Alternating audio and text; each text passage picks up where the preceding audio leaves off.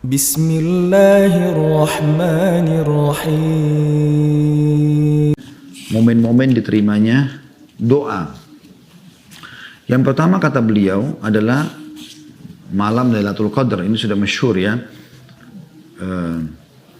Kemudian yang kedua antara azan dan iqamah. Nah, ini usahakan teman-teman selalu luangkan waktu karena azan iqamah itu pendek sekali waktunya. Tapi Allah Subhanahu wa taala kabulkan ya. Karena kata Nabi SAW di dalam hadis yang diriwayatkan oleh Tirmidzi dan disahihkan Al-Albani, doa di antara azan dan iqamah tidak ditolak.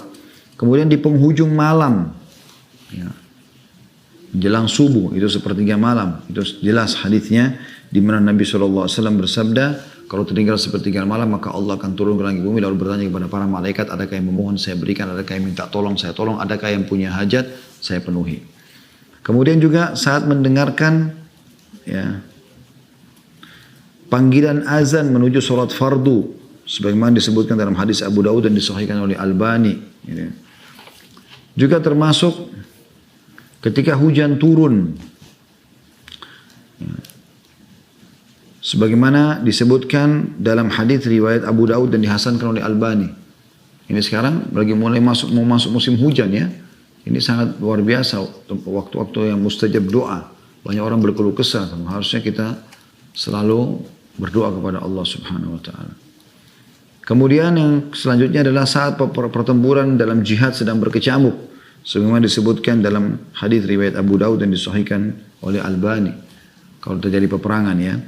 Selanjutnya juga di hari Jumat. Di hari Jumat. Ya, khilaf di antara ulama, tapi ada dua pendapat mengatakan yang pada saat khatib di atas mimbar sampai diqamahkan sholat, makanya di khutbah kedua selalu khatib berdoa. Dan yang terakhir adalah untuk pendapat yang kedua selepas asar sampai terbenam matahari. Kemudian ketika minum air zam-zam, tapi bagi masih punya di rumah zam-zam itu selalu mempengaruhi dan tidak terpengaruhi. Ya, saya beberapa kali lihat cuplikan, beberapa kali diangkat dan diadakan penelitian, ternyata zam-zam itu kalau satu tetesnya dicampur dengan 1000 tetes yang lain pun maka bahkan berubah menjadi zam-zam juga. Jadi Anda sebenarnya tidak perlu kehabisan zam-zam gitu. Zam-zam yang ada di galon diisi lagi dengan air biasa kalau sudah berkurang gitu. Kemudian selanjutnya pada saat sedang sujud, ya, khilaf di antara ulama boleh pakai bahasa Indonesia atau tidak. Ya. Ini khilaf di antara ulama. Sebelumnya di sholat sunnah ini masih banyak ya, pendapat ulama yang membolehkan, tapi lebih cenderung orang lebih baik ya, bahasa Indonesia digunakan di luar sholat saja. Kemudian selanjutnya adalah ketika terbangun di malam hari, khususnya kalau dia membaca La ilaha illallah wahdahu la syarikalah lahul mulku wa lahul hamdu wa huwa ala kulli syai'in qadir. Tidak ada Tuhan yang berhak disembah kecuali Ia dan tidak ada sekutu bersamanya. Ya. Subhanallah walhamdulillah wa la ilaha illallah wallahu akbar. 4 zikir yang masyhur. Subhanallah maha suci Allah.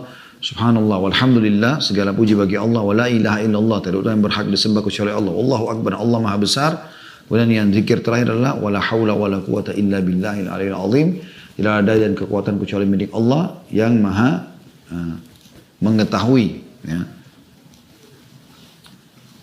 Kalau orang baca ini pada saat terkaget di malam hari, maka Allah pun akan mengampuni dosa-dosanya yang lalu. Kalau dia berdoa akan diterima dan kalau dia sholat akan diterima. Ya.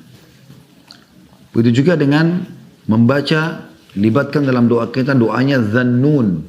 Dhannun ini Nabi Yunus AS. Nabi Yunus itu dalam perut ikan paus, beliau membaca apa? La ilaha illa anta subhanaka inni kuntu minadh dhalimin. Siapa yang membaca ini kata Nabi SAW dalam doanya maka Allah akan kabulkan doanya. Hadis ini diriwayatkan oleh Tirmidzi dan disahihkan oleh Albani. Juga saat ditimpa bencana sebagaimana hadis riwayat Muslim ini juga doa dikabulkan oleh Allah Subhanahu wa taala. Justru pada saat ada masalah kita berdoa karena kita dianggap orang-orang yang sedang membutuhkan atau muttar ya. Juga termasuk setelah seorang muslim meninggal dunia ya. Riwayatkan Imam Muslim, maksudnya orang yang hidup mendoakan orang yang sudah mati ya. Kemudian juga doa yang dibaca dari orang-orang yang masih hidup yang saleh, yang kedekatan dirinya kepada Allah Subhanahu wa taala sangat bagus, maka itu dikabulkan. Juga masuk dalamnya doa muslim terhadap muslim yang lain. Jadi kalau Anda didoakan oleh muslim siapapun, ala zahril ghaib, tidak nampak depan mata, dia doakan kita sembunyi-sembunyi, maka itu juga dikabulkan oleh Allah Subhanahu wa taala.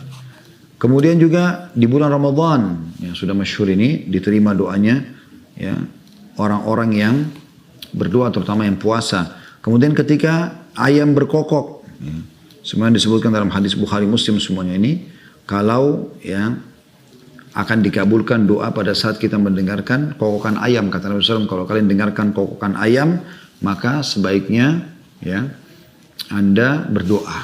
Ya. Berdoalah karena dia sedang melihat apa yang tidak melihat kalian, maksudnya melihat para malaikat gitu ya. Dan yang terakhir teman-teman sekalian adalah berdoa pada hari-hari 10 awal bulan Zulhijjah kata beliau, dan disebutkan sebagaimana disebutkan dalam hadis Bukhari. Karena hari ini adalah hari yang paling dicintai oleh Allah Subhanahu wa ta'ala. Termasuk dalamnya juga adalah hari Arafah yang tanggal 9 yang sudah masyhur ya. Itu diterimanya doa ya. Kemudian di Masy'aril Haram, di Muzdalifah, di Mina, di Arafah, ini semua termasuk hari-hari yang mulia untuk diterima doa oleh Allah Subhanahu wa ta'ala.